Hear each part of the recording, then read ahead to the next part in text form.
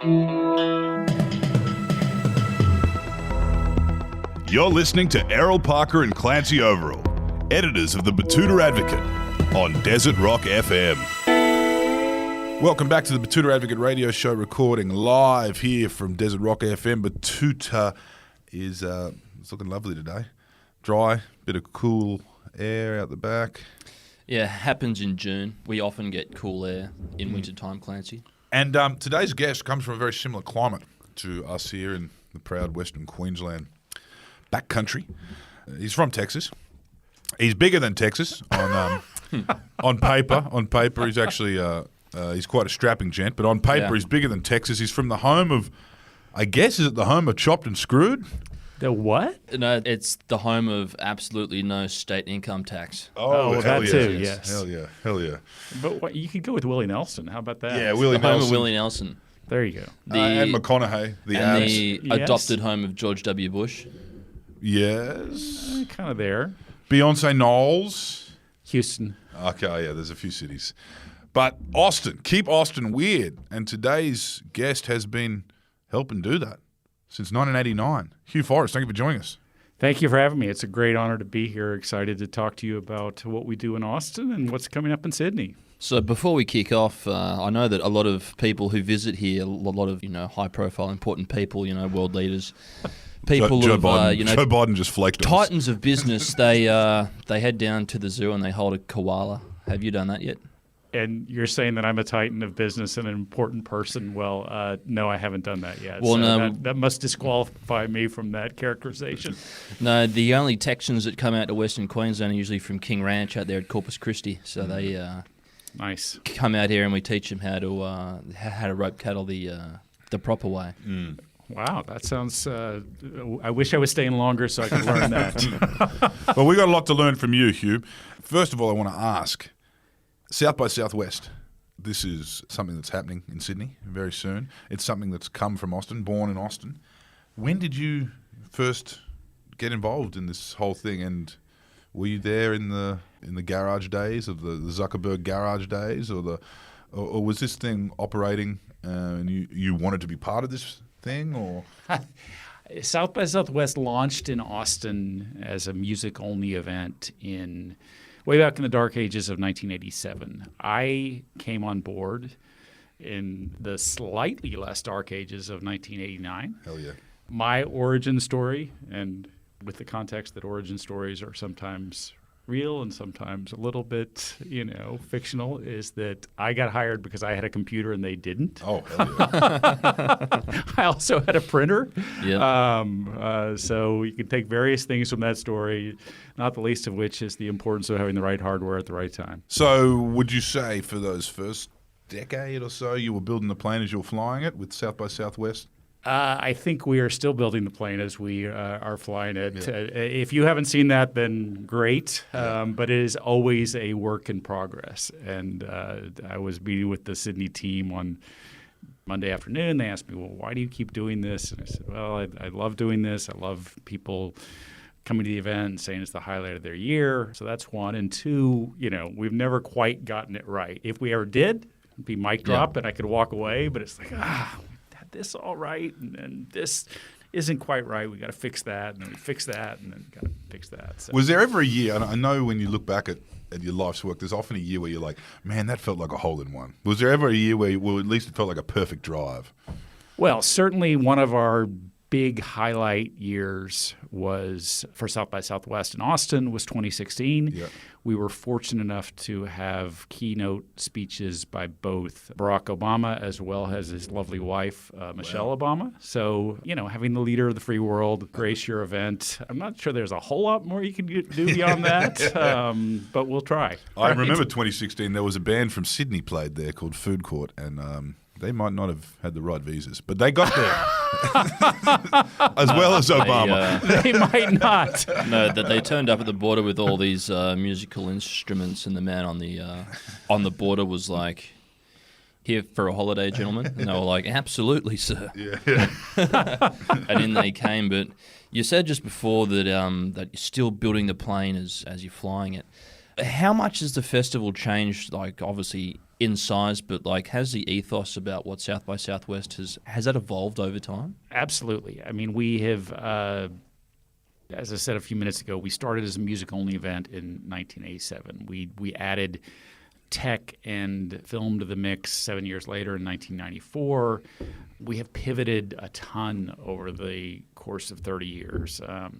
In 2023, we cover food, fashion, sports, social media, transportation, all kinds of different verticals. So again, it's pivoted a whole lot. It will continue to pivot a lot, but the North Star remains entirely consistent in 2023, 2024 to where we were in 1987. Yep.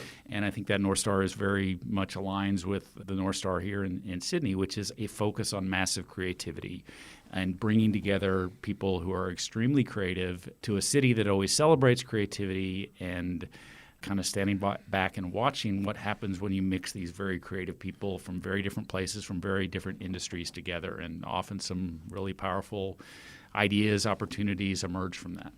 Now, I don't know much about Austin's demographics, but Sydney is very much so different to when it hosted the Sydney Olympics, its last real hoedown. Sydney actually has become visibly, and always was, but very much visibly and culturally, an Asian city. Are you looking forward to some of that in terms of this? Is this some sort of the Antipodean flair you're looking for, or what brought you to Sydney? That's my You have to question. tone down those big words for me, but Antipodean. That's what the Royals call us in England. The Antipodeans. certainly we are excited about the opportunities in Sydney to create more of a footprint in the Pacific Rim, the Asian Pacific region. That is because, one, it's a long, long way from Austin. We get some of this community coming to March in Austin, but also we think that there's a lot of potential here that we haven't realized. Two, there is so much creativity coming out of this area. And, certainly stating the obvious and talk to my 12-year-old son about this, K-pop has taken over the world. And You see them down there down at the ICC, or the kids rehearsing their dance moves, looking into the reflective glass. It's very visible in this city that absolutely. Everyone wants the Chinese price, everyone wants the Japanese quality, and they want the Korean design. We get it all here in Australia. Another funny thing I find is, what each city in this country now represents outside. Brisbane is going to be the sports town moving forward, 10 years' time. Melbourne is the lockdown town. You can't the make autocratic light of that. dictatorship. You can't make light of what happened in Melbourne. 300 days they did. But, Melbourne hasn't bounced back. They do have the Grand Prix, though. And Sydney's going to be... And the tennis. And the tennis. And the Boxing Day test. Yeah, and the aerial ping pong football they play. But in Sydney, they're going to have South by Southwest. What verticals are you running in Sydney? And will it be any different to what happens in Austin? Well, certainly the Sydney team, and there is a very strong and robust and energetic team locally that's working hard on this hour by hour, day by day, has studied what we've done in Austin, studied that very religiously. And as you know, a lot of the Sydney team came to Austin last March and participated in the event. I think that, or I hope that they will take the best of what we've done in Austin, improve on that. See the mistakes we've made, eliminate those. I also think it's extremely important for Sydney to not simply try to replicate Austin, but create its own vision and version of what massive creativity looks like in Sydney, and that'll be slightly different. For Austin, people ask me, what will South by Southwest look like in 5 years? And I generally say, I don't know, but I think it will look a lot like what the city of Austin looks like. Yep. Yeah. And I think Sydney, will do well to follow that same path, is, emphasize the strengths, the many creative opportunities, the demographics, the population, the all the cool things that happen here. And that's a formula for success. Sydney is very much like Austin, or Austin is very much like Sydney, in that, eliminate the South by Southwest even part of the equation. People want to come here, which is people want to come to Austin in March also, and that's been a big part of our growth and our value proposition. So when did you, with the team over there, begin thinking about a sister city? Yeah, because this is the first time it's ever been out of Austin, isn't it? Really? No, this is the first time We have had an event branded South by Southwest right. outside of Austin. We have done other events over the years. We did an event in Portland, Oregon for a while. We did an event in Las Vegas. We did an event briefly with Mercedes in Germany and then in Stockholm, Sweden. But none of these events were, of the scale, of the magnitude, of the vision, of the importance of what we're doing here for October 2023. To your question of when did we start this discussion, this started, back in 2018. Then we had that, minor disturbance of our lives beginning in March 2020, and the discussions kind of went on hold for a little bit. But it's exciting. We're thrilled with the opportunities here. We're thrilled how this will help Austin grow, how this will help Sydney grow, that this essentially takes South by Southwest to a whole nother level. And can't wait to see how this all plays out. You talk about massive creation. What did that look like in 1989? Well, in 1989, again, the event was very focused on music, and Austin had an extremely strong live music scene at the time. It still has a strong live music scene, but when the first year of the event, 1987, I think my boss planned for 300 people would show up. They had 700 people show up. Wow, this immediately resonated. Came to Austin, a lot of these people coming from out of town to Austin because, again, they'd heard of the Austin music scene. They'd heard of how cool, fun, neat place Austin was. When we added in film and what was then called multimedia to the mix, that very much, again, reflected what was trending in Austin. On the film side, you had these two young directors, Rick Linklater and Robert Rodriguez, who were beginning to make national waves. On the tech side, you had this guy who was selling computers out of his dorm room. You may have heard of him, Michael Dell. He was creating this whole ecosystem. So, Delhi. Again, the event reflected the city, and you've all probably, or you may have heard this idea of Keep Austin Weird, which has gotten a ton of traction over the years. Easy to remember, sounds great. I tend to. It's a bit tired. Is that what you're trying to say? No. I tend to think that our current mayor, his version of that is that Keep Austin Weird really means Keep Austin Creative. Yeah. And again, that's what we try to do at South by Southwest in Austin, and I think that's very much the mission of the team here in Sydney. It really is an interesting kind of place when you look at it as an outsider, Austin. With Texas, we grew up with Chuck Norris and. Probably Willie Nelson was probably a little bit too weird. He didn't immediately associate himself with Texas. It was more, no country for old men. What's it like on the streets in Austin? Is it a metropolitan vibe, or is it still? Do you still feel like your country too? Well, it's we've been very lucky, fortunate that Austin has grown a ton in the last 10 years, even more so in the last 5 years. I grew up in Austin. When I grew up, it was very much a kind of sleepy college town. 250,000 people, 40,000 of those people were students at the University of Texas. It is not a sleepy college town anymore. It's not nearly as big as Sydney, but it is a boom town. It's one of the fastest growing cities in the U.S., huge tech industry there, but lots of arts and creatives or creatives of all types. And it's been neat that South by Southwest has played some small part in that growth. I know that, just anecdotally, I have so many stories of people who have moved to Austin. They say, well, I came to South by Southwest in blank year, and I had such a great time, I decided I'd move here. Now, I say that is a great thing. There are certainly lots of people stuck in traffic at 8 a.m. in the morning or like, damn, all these people who moved here. Do you still get to see the old belt buckle or big cowboy hat on the main street?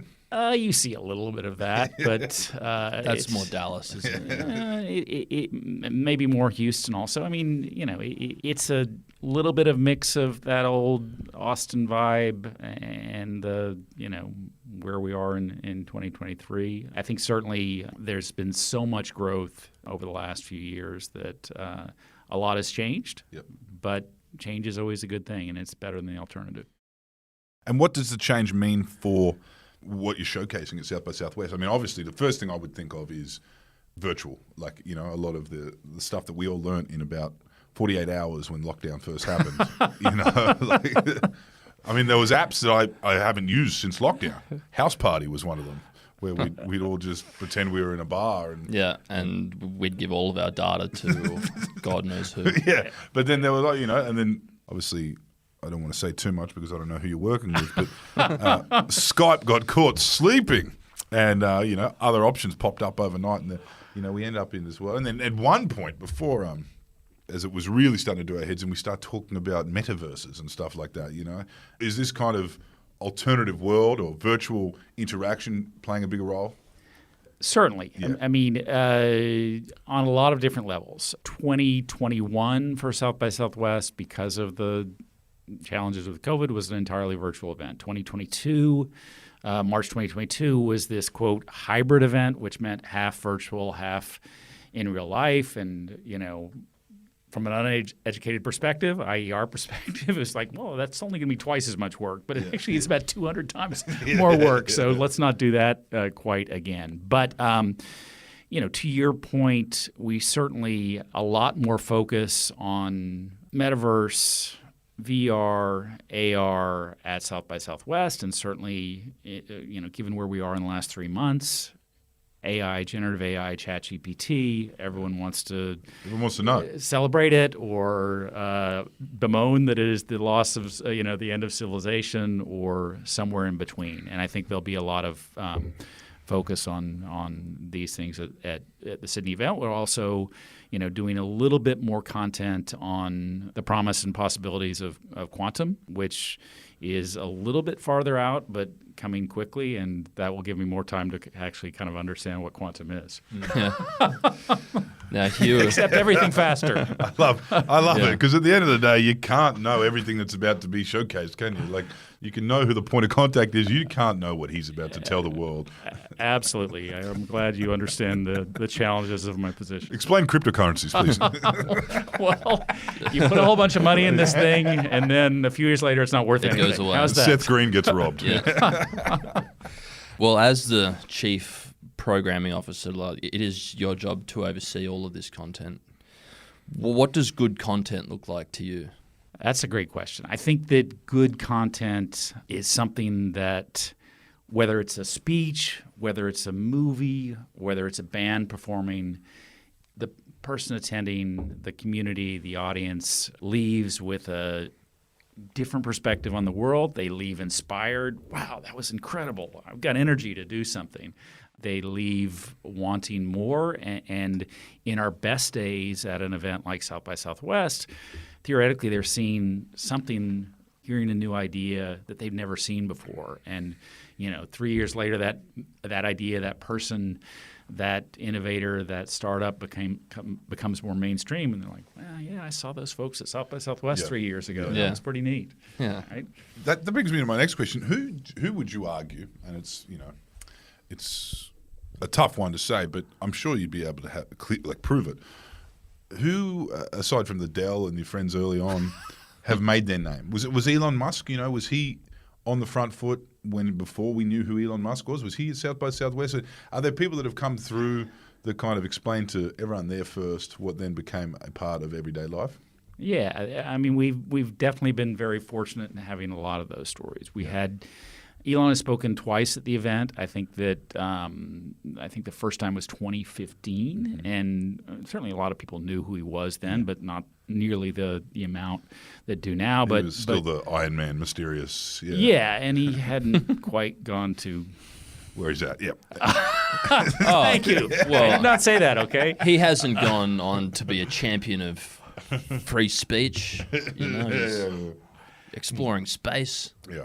But people like, and I mentioned this in a talk yesterday, Lizzo played one of her first shows at South by Southwest in 2013. Katy Perry got initial buzz out of the event. Billie Eilish, that's from the film side, from the music side. From the film side, someone like Lena Dunham of Girls got a first start there. And from the tech side, certainly our most famous moment, our turning point, our tipping point was 2007 when Twitter ostensibly launched at South by Southwest. And A bunch of these stoners walked in from San Francisco, and was Ashton there? Ashton has never officially spoken. I did meet Ashton backstage in an event, and it was one of my funnier memories of South by Southwest, where there was a bunch of us standing backstage before a speaker went on, and this guy came in a baseball cap, and I was like, oh, that's Ashton Kutcher, and he's really tall also. And there was a famous musician, I'm not going to name the person's name because it would be incriminating, who came up and talked and said, oh, who are you? And she had no idea who this person was. And hearing him explain himself in a very humble way, I'm this actor, I've got a TV show, and I invest in some startups, yada, yada, yada. So that was a fun memory. Well, at least there wasn't a hidden camera there when it was happening. Well, there probably was that we just don't know about yet. Well, I want to talk to the old rock dog side of you now. I know you also have been involved in a reggae festival.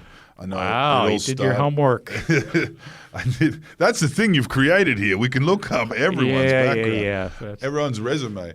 What is, from your earliest beginnings, when it was very much a music thing, you're expecting 300, 700 turned up, and now you're in the antipodes of Australia talking about doing the same thing here.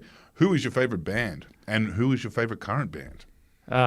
Well, I'm going to go straight down the middle on this one. I'm a huge Bruce Springsteen fan. I've gone to see. You one of those guys? One of those. You guys. follow the tour dates on the shirt? Yeah. I've gone to. Like, you can stand there for 3.5 hours and just sing along. Yeah. You don't say that in a loving way. Yeah, I can't believe I missed him in New Zealand when he opened with Lord. That was the one that everyone talks about in the Southern Hemisphere.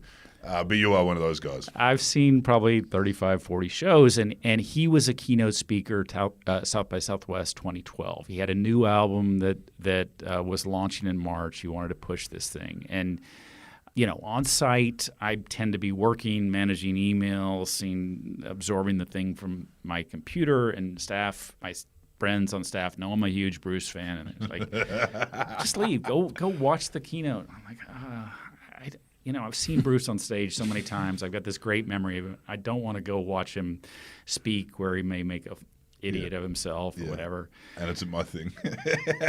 I was totally wrong. He went up there, he blew the thing away. It was very much a kind of a precursor to the Broadway show, talking about his life experiences.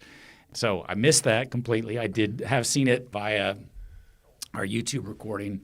So again, huge Bruce fan. That's been a kind of lifelong passion. Can I just ask you, is your son named Tom or Frankie or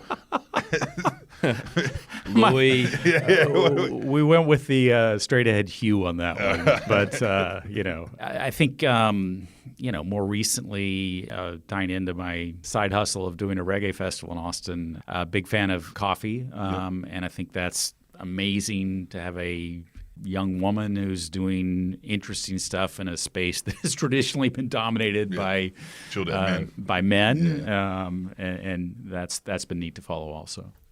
Well, it sounds like South by Southwest is on top of everything well before any of us. No one likes to think that. No one likes to think that. You know what I mean? It's like when you realize you're the older cousin and you don't know what the hell the kids are playing at Christmas. No one likes to think that South by Southwest is the little cousin of this entire space. So we look forward to seeing what you are bringing to the table in Sydney and what you have, what you can show us. Just tell me about what this year looks like now.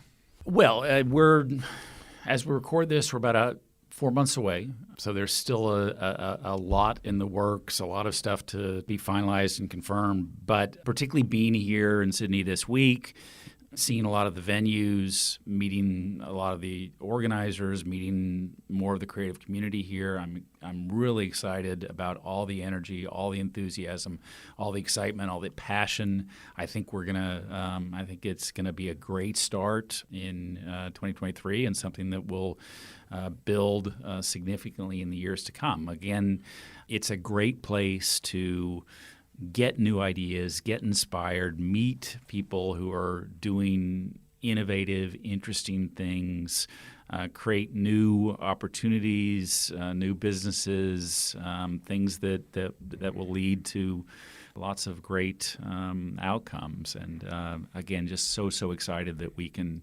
expand the family to the Pacific Rim. Thank you. And I look forward to seeing the talent that exists in our own backyard. Yeah, I'm looking forward to this festival bringing the people of New South Wales into the 21st century. Because particularly the police. You know, they're still shutting down rap shows in this. Because in this down country. there I've in heard New that. South Wales, they just don't get it. Yep. Let the kids They play. don't get Origin and they don't get Tech. Yeah, So, let the kids play. Maybe South by Southwest Sydney is the first time we see 1-4 on stage. Maybe it's the first time we see a number of things in our lives. And we'll be there, and we'll be excitedly waiting for the next 4 months. Wonderful. Well, thank you so much for the support, giving me a little bit of platform to talk about what we're doing. And again, I just can't emphasize how much we're excited about this new opportunity, how much Sydney replicates or is similar to Austin in so many ways, but so different in so many ways. And the possibilities here are just amazing. Well, thank you for seeing the weirdness in Sydney too, by the way. That's what they say. Sydney is a weird place, and it gets away with being this chilled out because of the ocean views and the harbour views. But you start walking down, the station streets, or you get to where the pubs are, and you're going to meet some of the most interesting people you've met. Carry on about their harbour. It's just a big blue bin as far as I'm concerned. Yeah, no, it's Sydney's always been a rather weird place ever since they decided to draw up the city with no rulers. Let me tell you that. There was, and I'm sure you'll notice this, getting around town, No. There's no rhyme or reason to the city. There's no grid. And that's why you end up with these funny enclaves in different places that you just didn't expect. You thought there'd be a train station, or maybe you end up with a bustling enclave. Keep Sydney weird. Keep Sydney weird. Keep Newtown weird. Keep Sydney weird. Keep Austin weird. Thank you for joining us, Hugh Forrest.